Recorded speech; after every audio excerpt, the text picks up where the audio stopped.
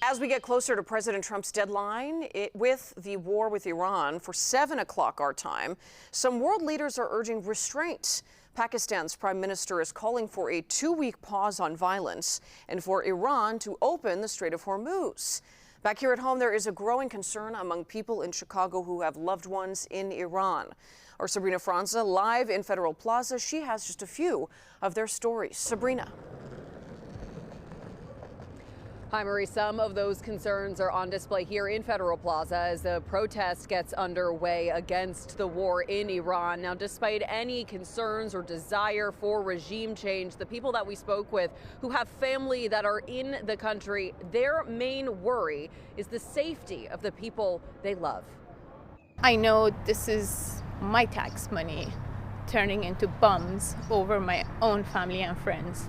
And this feels very strange. Lemna Parvani described the complex feeling, being safe in the U.S. while her family in Iran braces for military action, as President Trump today threatened, quote, a whole civilization will die tonight if Iran does not open the Strait of Hormuz. A lot of people who read the news, it's just headlines, but for me, it's faces, it's voices, it's people that I know and I love. Parvani came to the United States for work years ago. Her parents, brother, and extended family. I haven't heard from my mom or dad or brother in a week now. It's literally a week, and I don't know if they're alive. Have been silent, unable to get in touch with her.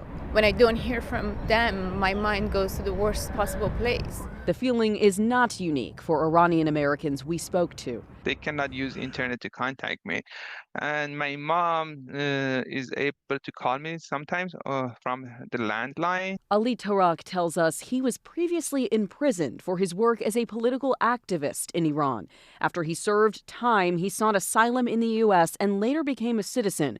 The last time he saw many of his family members was over a decade ago. All of us, we prepare ourselves for the worst scenario. Yeah, and every day, every morning, I wake up with that reality that I might not be able to speak with my mom and my family anymore. Marie, they both described not sleeping, endlessly checking their phones for news of what's going on overseas as the clock ticks down.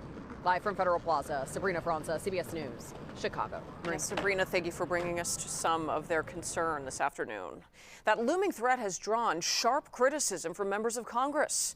Senator Dick Durbin issued this statement saying President Trump's comments, including threatening the death of, quote, a whole civilization, continue to embarrass our nation and risk an even greater military and economic quagmire. When will congressional Republicans stand up to President Trump's risky war of choice? Pope Leo XIV made some of his strongest critical remarks of the president yet. Speaking outside of his country house, just outside Rome, the pontiff called threats to destroy Iranian civilization, quote, truly unacceptable and a violation of international law. The Pope also urged people to contact their representatives to tell them to work for peace and to reject war.